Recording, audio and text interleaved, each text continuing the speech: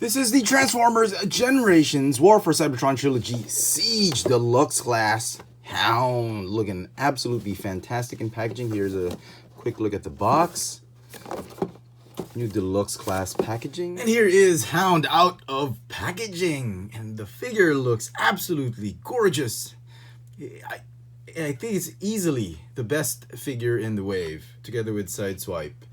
And I've never been this excited about a Hound figure, well, since they announced the Masterpiece Hound, and way back when in Transformers Universe, when they released Transformers Universe Hound. Hound has been one of my favorite characters of G1. I even had the G1 when I was a kid. I had a G1 toy, and yeah, just like most kids, I lost all the weapons. I broke pieces here and there, but that was a pretty good toy back in the day. And this one, it's a fantastic update of that 80s toy we've grown to love. I love it. I like it. It gives you a great update of Hound back in the day. He's like battle armored this time around. He's beefed up. And it's supposed to be a Cybertronian mode, but he could pass as an Earth mode, seriously. He comes with several accessories, and we'll get to that. He has this blaster, and it has a clip or some ammo right there, and it's a great homage to the old G1 blaster, which I'll get to in a while, but this is not how it was before. Traditionally he has this missile launcher, which is, you can mount it on either shoulder or hands, wherever there's a MechTech port or anything like that. But so inspired by the G1 weapons that he had. In case you didn't know what G1 Hound looked like, well, this was the toy back in the day, and you know, it was pretty awesome back then. I mean, if you had this, all the kids were envious of you. This one, you had Optimus Prime, Megatron. This was pretty cool. He turned into a wonderful looking Ford Willys Jeep, and as I mentioned, that gun, sort of, they're trying to do an homage to that old G1 gun, as well as the missile launcher. That's the holo gun or hologram gun that he uses to fool the Decepticons. It's all in plastic chrome. I broke the handle, I broke the barrel, and this was the back in the day, tons of chrome pieces, and the missile. Oh. And this was how he looked like in the cartoon. And that's the missile. I wasn't really a big fan of the Combiner Wars. I did like the Universe Hound, which was this one. This is the Henkei version, and this has been my Hound, my G1 Hound, or my Generations Hound for the longest time, because I loved it. I didn't think anything could replace it. The Combiner Wars Hound was pretty good, but not as great as this one, and I ended up selling that one. But this one I liked. It also has that missile launcher, again, as an homage to the G1 Hound. But this one, I think, is a better representation of what we wanted as G1 Hound. I honestly think it's miles better than this one. Articulation, transformation, even alt mode. Not to take anything away from this one. This is a fantastic, absolutely love this figure. But if you missed out on this figure, this is I was going to say a not bad of a replacement, but it is actually a better version of this one. You can be easily a replacement for this one. Head sculpt wise, yeah, I'm liking this one more than this one. This one's not bad, but height wise, they're basically the same. They not much difference. Both of them stand almost the same height. All right, and what I love about this figure, again, much like how I loved Sideswipe, both of them have very clean panels on the vehicle mode, and we get very clean green panels here and there, and the only parts that have weathering are the parts where it should look like it's weathered. The brushed metal parts like this one, they've had some really nice weathering brush marks right there. I love that. I love that they've only put it here, here, and here, but everything else about the figure is very, very clean. You don't get that sloppy weathering that we've gotten with Optimus Prime. And speaking of Optimus Prime, let me just put him in the shot just to give you an idea of scale. And both of them, they do scale well with their leader. I'm really liking it. Absolutely fantastic.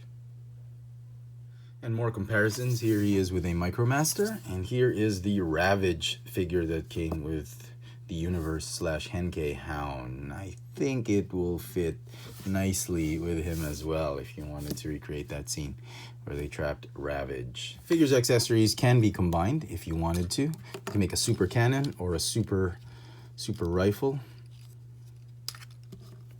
You can put the pieces together like this. Put the stock or the ammo at the back. That'll look pretty okay. It's very nice. Articulation for the figure. Got a ball jointed neck, which you'll be able to move once you push this back, this panel back. It comes in packaged this way, and I thought it was going to be very difficult to move that neck, but realized later that you could move that, and yeah, you can get that neck and that head into full range of motion. He's got a waist swivel. They didn't have to add that, not part of transformations, but I'm glad they did. Wonderful. It's got a ball hinge shoulders, bicep swivel, hinge elbows, 90 degrees, and really loving the swivel wrists, which we've really missed from Sideswipe Optimus Prime. I really like this. It's not part of transformation, but I'm glad they put that in. It's got a ball hinge hip splits, high jump. Yep. It's got thigh swivel. It's got hinged knees. That's you could position it more than 90 degrees. That's because of transformation. Then again, it's hindered by these wheels. And then he's got some ankle articulation. He's definitely got the rockers because of transformation. And again, just because of transformation, he's got some toe articulation, which is very nice. Makes him very stable. He can actually stand on. You can actually pose him standing on his toes, like what I did earlier in the beginning. That's how stable the figure is. So Hound comes with a nice set of instructions. Very, very helpful up until the last bit of transformation right here, which I'll explain later, but very, very helpful. I love the new instruction sheets. It's not very difficult to read. So transform him. What you need to position the arms this way. This is not part of the instructions, but this is, I think, how the best way to just do it so that nothing gets in the way. Position it at about 45 degrees. This side of his shoulder should be like straight up parallel to the shoulder. That'll serve as a guide. You don't have to do it exactly like this. You follow the instructions, obviously, but I felt this was the easiest way to do it. This way, that's how the arms are going to be positioned during alt mode when you transform him. Okay, then what you want to do is you want to pull this out. Instructions say to keep it this way. I would suggest you keep it this way because that'll allow for transformation of the legs. Okay, fold this back right here, and then attach these shoulders right here. That will free up the chest cavity. Don't lift the chest cavity without releasing the shoulder tabs. That fold up and cover that head. Now there are the shoulder pegs where you mount the cannon. There are also pegs right here at the edge of the windshield, and you want to just tab those in as you fold that up. Okay, looking great. All right, you want to fold the arms this way. That just keep them that way. Those forearms, they're gonna tab into the legs and lock them in place. Okay, and at this point in time, here's where the instructions get tricky. Well, not yet. Once you fold these out, then the instructions get tricky because what they say is you move it this way and this way. You don't really have to tab them anywhere. And the reason you're doing that is because you want some clearance when you swivel the legs up and about like this. just sneak it in past the roll cage or the roll bar. Put it like that. You should be good to go. Okay, let's do the other side just so you have a symmetrical figure to work with. Squeeze that panel right underneath that roll bar, and then you can tab it this way. Okay, now just to make the transformation a little bit more stable, you want to go ahead and tab this, the back piece. There are holes right there for those pegs.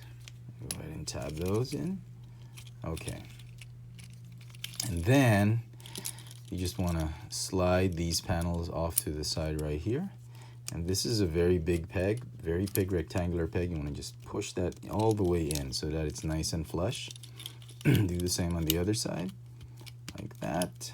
All right, and the toes, they bend this way to close out the side of the Jeep, like that.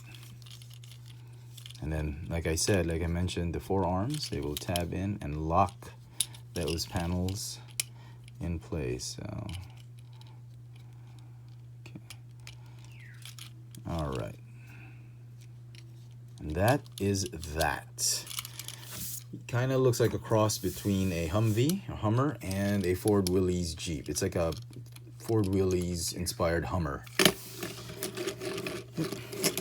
Nice clearance. It's not like 1 millimeter clearance off the ground, maybe 2. You put the gun here. The instructions say to put it this way, and then you put the magazine, the ammo, at the back as sort of like a spare tire, which is obviously not, because the tires are this big. Obviously, you can, if you wanted to, you can create that huge cannon right up like that. Even put that clip right here. That's a really cool battle mode. All in all, you can obviously clip the weapons on the side, anywhere with a 5mm port. All in all, I love it. This is a really, really nice alt mode. I'm surprised I like it. I've seen pictures of this and I was like, Cybertronian. It should have been a Ford Willys Jeep. I mean, they could have, you know, but then looking at it right now, I absolutely love it. Here is a Titan Master. There's no way to this. It wasn't meant to fit in anywhere or any way. Maybe you can. No, there's really no way to do it. But if you wanted to, sure. The vehicle is in scale with the Prime Masters or Titan Masters. Sure, you could effectively just have him sit right there, and it should be fine. So, final thoughts on the figure. Should you get it? Oh, without a doubt. If you have to get just 1 or 2 figures for the first wave of Siege, let it be Hound and Sideswipe. Those are the 2 figures that I think are the best ones for the first wave of Siege. All the figures are looking to be good. So far, so good. I haven't had any problems with any of them. Even the Micromasters are pretty good. So it's a great start for Hasbro with this line, and perhaps it's looking to be one of their best Generations line to date. This is the figure is obviously going to get a 10 out of 10 for me. This is the Henkei Hound, just in case. And one last bit I wanted to mention: the Ravage fits at the back, and if you really wanted to, you could effectively, could you? Yep, you could effectively store a huge Ravage cassette tape in the back using one of the weapons. You can use that one, or you can use this one as well. So there you go, folks. Hope you've enjoyed this little video review. This has been the Transformers Generations War for Cybetron Siege Deluxe Class Hound. I picked up this figure at Our Toys, and best of luck to everybody hunting him down. Thanks for watching.